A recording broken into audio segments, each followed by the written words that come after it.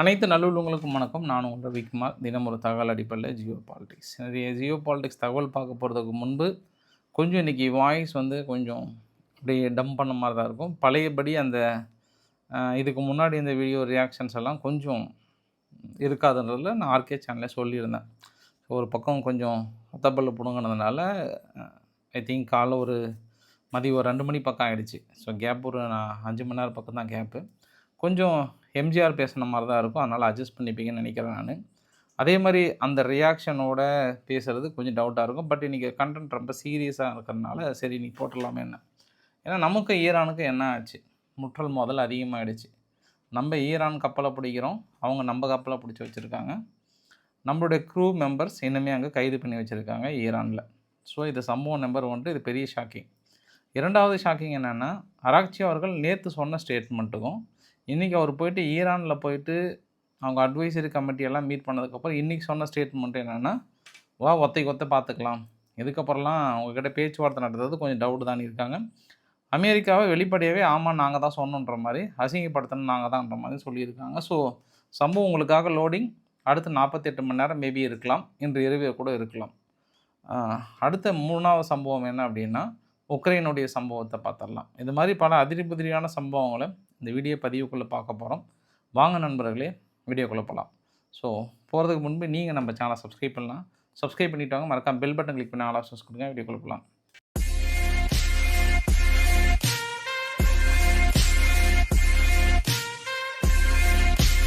எல்லா ரணகளத்துலேயும் ஒரு கிளுகிழுப்புன்ற மாதிரி இந்த வீடியோ பதிவில் இந்த பிரேக்கிங் நியூஸ் மாதிரி போட்டிருந்தாங்க.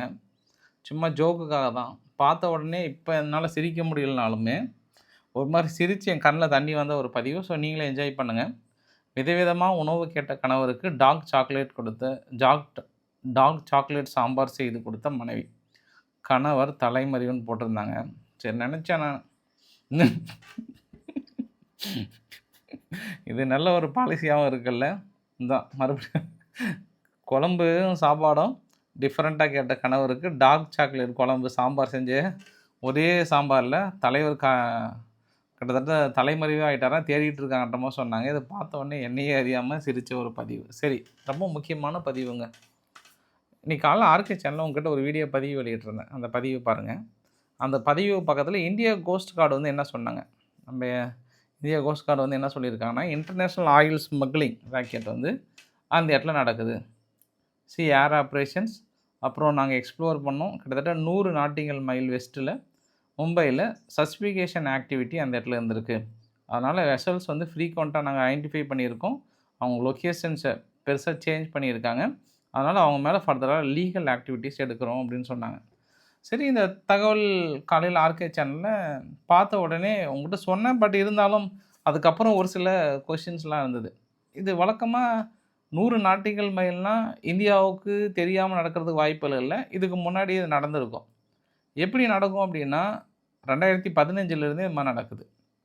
ஈரான் அமெரிக்கா பல தடைகளை போட்டாலுமே ஓரளவுக்கு பொருளாதாரத்தில் சஸ்டைன் பண்ணுறதுக்கான காரணம் என்ன அப்படின்னா, அவங்க கம்பெனி எல்லாமே அன்ரிஜிஸ்டர்டு கம்பெனி எல்லாமே இந்த மாதிரி ஒரு பெரிய கப்பலில் க்ரூட் ஆயில் ஏற்றிட்டு இதே மாதிரி எந்த நாட்டுக்கு கொடுக்குறோமோ அந்த நாடு என்ன பண்ணுவாங்கன்னா, அங்கே சென்ட்ரல் கடற்பகுதியில் ஆயில் ஷிப் பண்ணுவாங்க.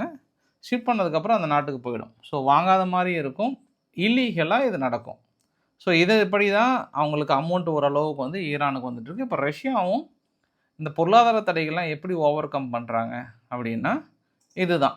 அதனால தான் இந்தியா நேரடியாக பதில் சொல்ல முடியாமல் தவிக்கிறாங்க அப்படின்றதுக்கு நான் கூடுதல் தகவலும் உங்களுக்கு சொல்லியிருந்தேன். அதாவது வெளியுறவுத்துறை அமைச்சர் ஜெய்சங்கர் அவர்களும் சரி, பியூஷ் கோயல் அவர்களும் சரி, நீங்கள் இதுக்கப்புறம் ரஷ்யா கிட்ட வாங்க மாட்டீங்களா அப்படின்னா அந்த கேள்வி அவங்க நேரடியாக சொல்ல முடியாமல் நீங்கள் அவங்கக்கிட்ட கேளுங்க, அவங்க எங்ககிட்ட கேளுங்க அப்படின்ற ஒரு கான்ட்ராவர்சி தொடர்ந்து உருவாகிட்டே இருக்கிறதுக்கு இன்னொரு காரணம் என்னென்னா, இந்த மாதிரி மறைமுகமாக அது வரதான் செய்யும், அந்தந்த நாடுகளுக்கு வரதான் செய்யும். பட் அப்படி நம்ம இல்லீகலாக வாங்கணும்னு அவசியம் இல்லை, நேரடியாக வாங்கலான்னு கூட சொல்லலாம். சரி, நான் சொல்ல வந்த விஷயம் என்னென்னா, இப்போ ஈரானுடைய கப்பல் தான் அப்படின்னு உறுதிப்படுத்துகிறாங்க. ஸ்டெல்லர் ரூபி அப்படின்ற ஒரு கப்பல் தான் இப்போ இந்தியா பிடிச்சி வைத்ததுக்கான காரணம் அப்படின்றாங்க. கொஞ்சம் எனக்கும் ஷாக்கிங்காக தான் இருந்தது, ஏன்னா ஈரானுடைய கப்பலா அப்படின்ட்டு.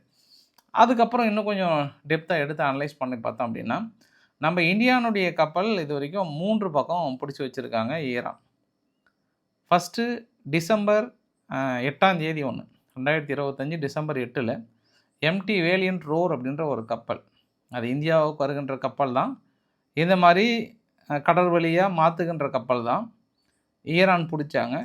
16 க்ரூ மெம்பர்ஸ் அதில் இருக்காங்க.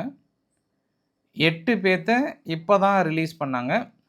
பிப்ரவரி 5ஆம் தேதி தான் வந்து ரிலீஸ் பண்ணாங்க. மீதி 8 பேர் அங்கே தான் இருக்காங்க. இது சம்பவம் நம்பர் 1. அதனால் அந்த கோபத்தின் வெளிப்பாடு தான். இன்னுமே நீங்கள் பிடிச்சி வச்சுருக்கீங்க இந்தியர்கள் தெரிஞ்சும்.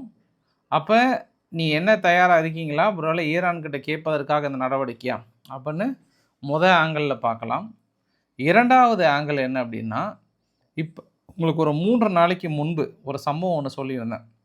3 நாள் அப்படின்னா மேபி பிப்ரவரி 5ஆம் தேதியாக இருக்கும், இல்லை 5ஆம் தேதி 6ஆம் தேதி சமயத்தில் 2 கப்பல்கள் பிடிச்சிட்டு போனாங்க. யார்? ஈரான். நான் அப்போ கூட உங்ககிட்ட என்ன சொல்லியிருந்தேன்னா, மேபி இது அமெரிக்காவுக்கு சவால் விடுகின்ற சம்பவமாக இருக்கும். ஏன்னா அமெரிக்காவுடைய போர்க்கப்பல் அங்கேயே இருக்குது, டெஸ்ட்ராயர் அங்கேயே இருக்குது. ஆனால் 2 கப்பல்கள் எங்கள் எல்லை பகுதியில் இது மாதிரி இல்லீகலாக ஆயில் கடத்துகிறாங்கன்னு பிடிச்சிட்டு போனோம் அப்படின்னு சொன்னாங்க.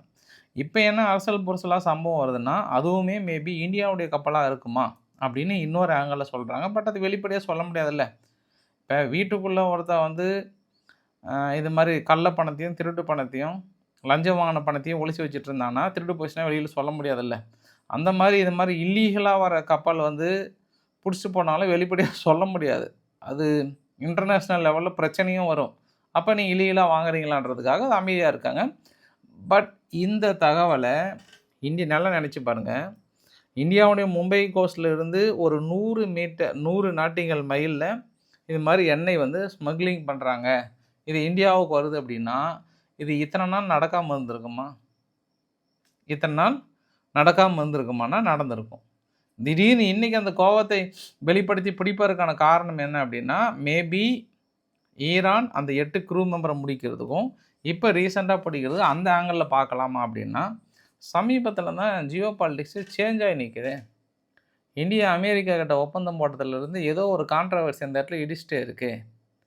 இன்றைக்கி இஸ்ரேலுடைய பத்திரிகையெல்லாம் வரிஞ்சு கட்டி எழுதிட்டு இருக்காங்க, இல்லை ஈரானுக்கும் இந்தியாவுக்கும் பிளவே வந்துருச்சுன்றாங்க. அப்போ சமீபத்தில் இன்னொரு ஆங்கிள் கூட பார்த்தோம் அப்படின்னா, இப்போ ரீசெண்டாக இந்தியா அதாவது பட்ஜெட் அனௌன்ஸ் பண்ணும்போது சபகர் போர்ட்டுக்கு வந்து பெருசாக பட்ஜெட் ஒதுக்கவே இல்லை. ஆனால் ஏற்கனவே நம்ம வந்து 2500 கோடிக்கு பக்கம் அதில் செலவு பண்ணியிருக்கோம். இப்போ அடிஷ்னலாக ஒதுக்கலை அப்படின்னா கூட நம்ம அதை லிங்க் பண்ண முடியாது. ஏற்கனவே கூட அது ஒதுக்கீடு முழுமையாக ஒதுக்குனதுக்கப்புறம் இப்போ ஒதுக்க முடியாதான்னு இன்னொரு ஆங்கிள் கூட பார்க்கலாம். அப்போ நமக்கும் ஈரானுக்கும் ஏதோ ஒரு வகையில் பிளவு பெரிய அளவுக்கு வந்திருக்கிறது. பத்திரிகைகளை என்ன எழுத ஆரம்பிச்சிட்டாங்கன்னா, இந்தியா முழுமையாக வெஸ்டர்ன் நாடுகள் பக்கம், ஐ திங்க் ஐரோப்பா பக்கம் இந்த பக்கம் மாறிவிட்டது, அதனால தான் ரஷ்யா கிட்ட வாங்குறத அவாய்ட் பண்ணுறாங்க அப்படின்ற இன்னொரு ஆங்கிளையும் எழுதியிருக்காங்க. பார்க்கலாம், பொறுத்து இருந்து. பெரிய மாற்றங்கள், பெரிய சேஞ்சஸ் இதை நான் எதிர்பார்க்கவே இல்லை. பெரிய ட்விஸ்ட்டுமே அடங்கியிருக்கு. குறிப்பாக இன்றைக்கி மும்பை பக்கத்தில் உள்ள கோஸ்ட் கார்டு வெளியிட்ட இந்த பதிவில் இவ்வளோ மர்மங்கள் அடங்கியிருக்கிறது. தெரிந்தே ஈரானுக்கு ஒரு எச்சரிக்கை கொடுப்பதற்காக அந்த கப்பலை பிடிச்சி வச்சுருக்காங்க. அடிஷ்னலாக இன்றைக்கி என்ன சொல்லியிருக்காங்கன்னா, யூகே வந்து த்ரெட்டன் பண்ண ஆரம்பிச்சிட்டாங்க ரஷ்யாவை. ரஷ்யாவுடைய ஷேடோ ஃப்ளீட் இனி எந்த பகுதியில் வந்தாலுமே நாங்கள் கண்டிப்பாக பிடிச்சிடுவோம், அதை வந்து நாங்கள் விட்டுலாம் வைக்க மாட்டோம் அப்படின்றதுல வெளிப்படையாகவே மிரட்ட ஆரம்பிச்சிருக்கிறாங்க அப்படின்றது ஒரு கூடுதல் தகவல். இது எல்லாமே இந்த இன்டர்நேஷ்னல் வாட்டரில் பெரிய ஒரு சலசலப்பை ஏற்படுத்துகின்ற ஒரு செயல். சரி, இதுதான் நம்மளுக்கு பெரிய ஒரு ஆச்சரியத்தை ஏற்படுத்துது அப்படின்னா, இந்த பக்கம் அராக்சி அவர்கள் வந்து யார்? ஈரானுடைய வெளியுறவு அமைச்சர் அராக்சி அவர்கள் நேற்று சொன்ன ஸ்டேட்மெண்ட்டுக்கும் இன்றைக்கி சொன்ன ஸ்டேட்மெண்ட்டுக்கும் நிறைய வித்தியாசங்கள் இருக்குது. நேற்று வந்து என்ரிச் பண்ண யுரேனியத்தை பற்றி பேசலாம், ஒன்றும் பிரச்சனை இல்லை. ஆனால் அடுத்து பொருளாதார தடைகள்லாம் முழுமையாக நீக்கிறதுக்கான வழிகளை பார்க்கணும், அது மாதிரிலாம் வந்து பெரிய அளவுக்கு வந்து சொல்லியிருந்தார். ஆனால் அதுக்கப்புறம் என்னென்னா, 2 சம்பவம் ஒரே மாதிரி நடந்தது. அங்கே பேச்சுவார்த்தையில் கலந்துக்கிட்டதுக்கப்புறம் விக்ஸாப் அவர்களும் ஜெரால்டு குஷ்னர் அவர்களும் நேராக ஓமன்லேருந்து எங்கே வந்துட்டாங்க, மஸ்கட்டில் ஓமன்லேருந்து எங்கே வந்துட்டாங்க, எங்கள் யூஎஸ்எஸ் ஆப்ரகாம் கப்பல் அங்கே வந்தாங்க. இவர் அராக்சி அவர்கள் என்ன பண்ணார், இன்றைக்கி வந்து நிறைய அல்ஜசீராவுக்கு பேட்டிலாம் கொடுத்துட்டு மறுபடியும் அவங்களுடைய போர்க்கப்பலுக்கு போயிட்டு விசிட் பண்ணியிருக்கிறார். அப்போ நம்ம 2 ஆங்கிள் 2 வித்தியாசம். இன்னொரு வித்தியாசம் என்ன சொல்கிறாருன்னா, நாங்கள் எங்களுடைய செல்ஃப் பர்பஸுக்காக தான் யுரேனியத்தை என்ரிச் பண்ணுறோம். கமர்ஷியல் பர்பஸாக இருக்கக்கூடிய என்ரிச் பண்ண யுரேனியத்து பேச்சுவார்த்தைக்கு உகந்தது அல்ல. அதை நாங்கள் பேசுகிறதுக்கான வாய்ப்புகள் இல்லைன்ட்டார் திடீர்னு இன்றைக்கி. மேபி அங்கே ஐதுல்லா அலி காமேனி அவருடைய டீம் வந்து ரீடைரக்ட் பண்ணியிருப்பாங்கன்னு நினைக்கிறேன் நான். அதே மாதிரி அவர் பேலஸ்டிக் மிசைல்ஸோட ப்ரோக்ராம் வந்து நான் நெகோசியபிள் அப்படின்ற ஒரு வார்த்தையும் சொல்லிட்டாங்க. இன்னொரு வார்த்தை என்னென்னா, இதுக்கப்புறம் அமெரிக்கா நடந்துக்கிறத பொறுத்து தான். ஆனால் அவங்க நடந்துக்கிறது எதுவுமே எங்களுக்கு சாதகமாக இருக்கிற மாதிரி தெரியல. இந்த நியூக்ளியர் டீல் வந்தால் கூட பொருளாதார தடைகள்லாம் நீக்குவாங்களான்னு தெரியல. இதுக்கப்புறம் அவங்க நீக்கிட்டு வேணால் வந்து பார்க்கலாம், பேசிக்கலாம். இப்போது நிலைமைக்கு நாங்கள் ஹால்ட்டு மாதிரி தான் பார்க்குறோம். அடுத்த கட்ட பேச்சுவார்த்தை அமெரிக்கா மீது எங்களுக்கு நம்பிக்கை இல்லை, நிராகரிக்கிறோம்ன்ற மாதிரி தான் பேசுகிறாரு. அவர் பேசின அந்த ஸ்டேட்மெண்ட்லாம் நான் உங்களுக்கு காலையில் ஒரு அரசல் போஸ்டில் செய்தி சொன்னேன். கிட்டத்தட்ட சென்காம்னுடைய தலைவரை வெளியே நிறுத்த வச்சுட்டாங்க. இந்த பக்கம் விக்ஸாப் அவர்களும் ஜெரால்டு குஷ்னர் அவர்கள் மட்டும்தான் போய் பேச்சுவார்த்தையில் கலந்துக்கிட்டாங்கன்னு சொன்னோம் இல்லையா. இன்றைக்கி அது அராக்சி அவர்கள் தெளிவாக சொன்னார். ஆமாம், ஒரு 2 நாடுகள் டிப்ளமேட்டிக்காக பேசும்போது, போரே வேண்டாம், டிப்ளமேட்டிக்காக பேசும்போது ஒரு இராணுவம் சார்ந்த ஒரு நபர் வந்து எப்படி அந்த பேச்சுவார்த்தையில் எங்களால் ஏற்றுக்கொள்ள முடியும் அப்படின்னா, அது யுத்தத்தை தொடங்குற மாதிரி தான் இருக்கும். அதை நான் அக்செப்ட் பண்ணல, வெளியே நிற்க சொல்லிட்டோம் அப்படின்னு சொல்கிறாங்க. இப்போ இந்தியான்னு வருது பாருங்க. அமெரிக்காவுக்கு மனசுக்குள்ளே என்ன கோவம்னா, இப்போ ஏற்கனவே நீங்கள் நேருக்கு நேராக பேசலை. அந்த ரூமில் நீங்கள் 1 மணி நேரம் பேசுகிறீங்க, அவங்க 1 மணி நேரம் பேசுகிறாங்க. அடுத்து நீங்கள் 1 மணி நேரம், அவங்க 1 மணி நேரம் மாற்றி மாற்றி தான் பேசுகிறீங்க. அப்போ யார் வந்து பேசுனா உங்களுக்கு என்ன? இப்போ ஏன் விக்ஸாப் அவர்கள் அதுக்கப்புறம் அவர் எங்கேயும் பேட்டியோ, ஜெரால்டு குஷ்னர் அவர்கள் எங்கேயும் பேட்டியோ கொடுக்கல அப்படின்னா, இதை அவங்க வந்து பெரிய ஷேமாக ஃபீல் பண்ணுறாங்க. ஒரு உதாசீனப்படுத்தின மாதிரி. அதாவது இவங்க இல்லாதப்போ பேசுகிறத கூட சென்காமுடைய தலைவர் உள்ளே போய் பேசக்கூடாதுன்ட்டாங்க ஈரான். இது அமெரிக்காவுக்கு பப்பி ஷேம் இது. இந்த கோபத்தை அவங்க வெளிப்படுத்தணும்னு நினைக்கிறாங்க. அதனால் இந்த நெகோசியேஷன் அன்கிளியர் அப்படின்னு சொல்ல முடியும். அவர் யார் சொன்னது? அராக்சி அவர்கள் வந்து சொல்லியிருக்கிறார். நான் இத்தனை நாள் பேசுகிறதோடு எனக்கு கொஞ்சம் டிஃப்ரெண்ட்டாக இருக்குன்னு எனக்கே தெரியுது. ரொம்ப ஸ்லோவாக அப்படியே பொறுமையாக பேசுகிறத கொஞ்சம் அட்ஜஸ்ட் பண்ணிக்கோங்க. அப்புறம் இன்னொரு வார்த்தையும் சொல்கிறாரு. ஒரு வெடிக்காத பங்கர் பஸ்டர் ஒன்று என் கையில் கிடச்சிருக்கு, உயிரோடு கிடச்சிருக்கு. அதை இதுக்கப்புறம் நாங்கள் என்ன பண்ண போகிறோம் அப்படின்ற மாதிரியான ஒரு வார்த்தை. என்ன பண்ண போகிறோன்னு அவர் சொல்லலை. ஆனால் வெடிக்காத பங்கர் பஸ்டர் ஒன்று கிடச்சிருக்குன்றாங்க. நான் உங்களுக்கு காட்டுறேன் இல்லைங்களா. இதுதான் GPU 57 சொல்லுவாங்க. இவங்க அந்த B2 ஸ்பிரிட் ஸ்டீல் பாமர் இருக்கு இல்லையா, அதன் மூலயமா ஒரு என்ரிச் பண்ண யுரேனியம் இருக்கக்கூடிய பகுதியில் அடிச்சிருக்காங்க. ஐ திங்க் இஸ்பஹான் அப்படின்னு சொல்கிறாங்க.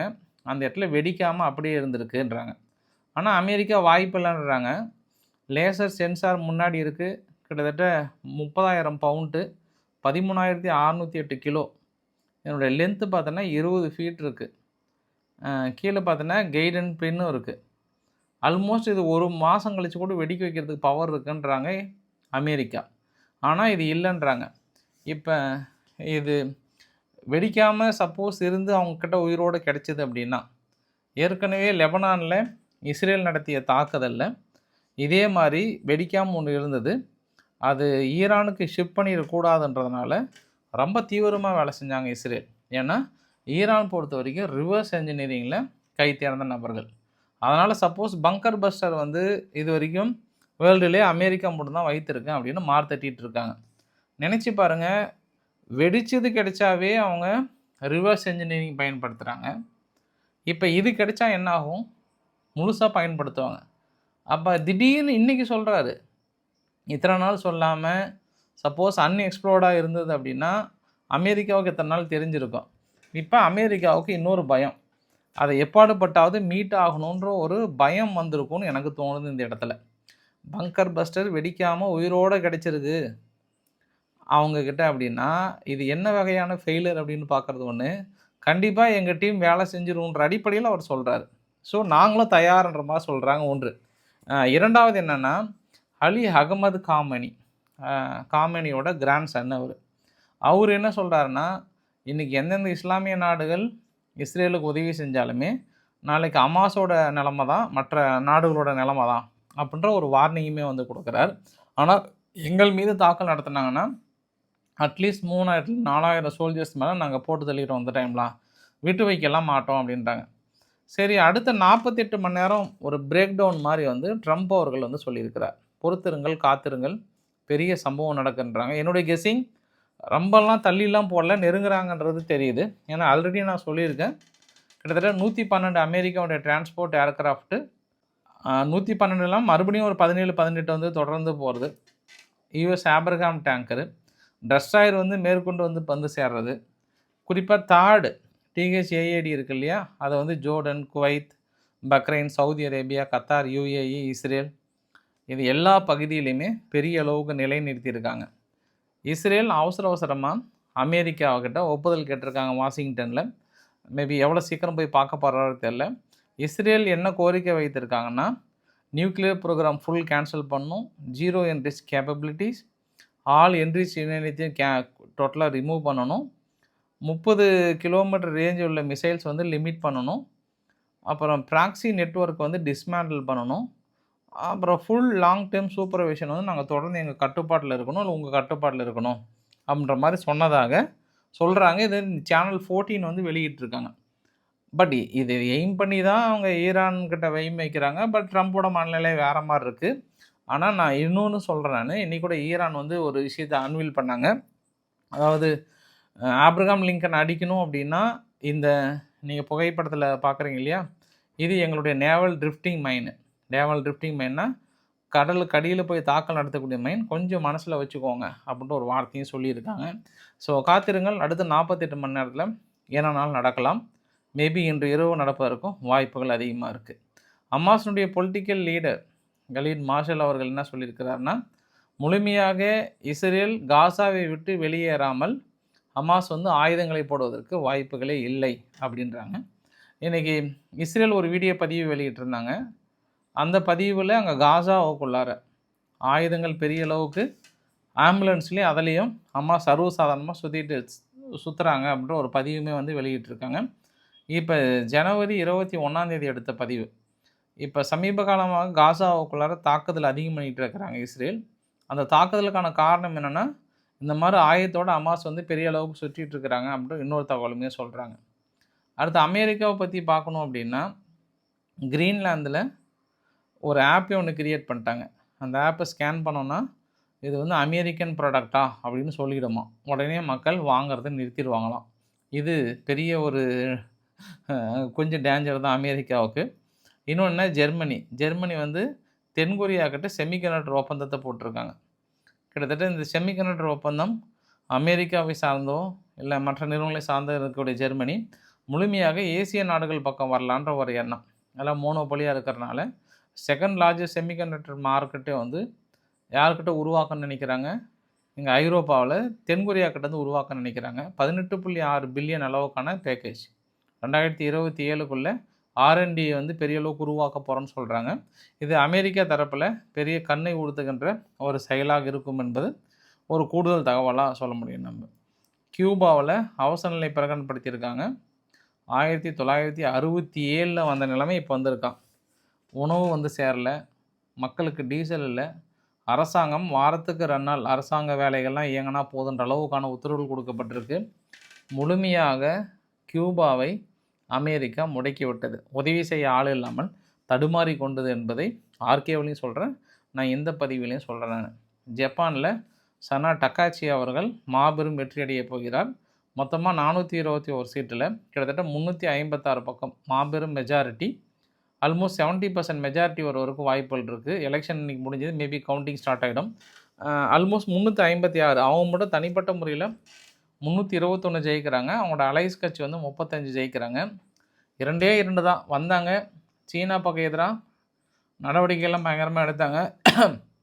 அமெரிக்காவை கூப்பிட்டாங்க, பயங்கரமாக பேசினாங்க.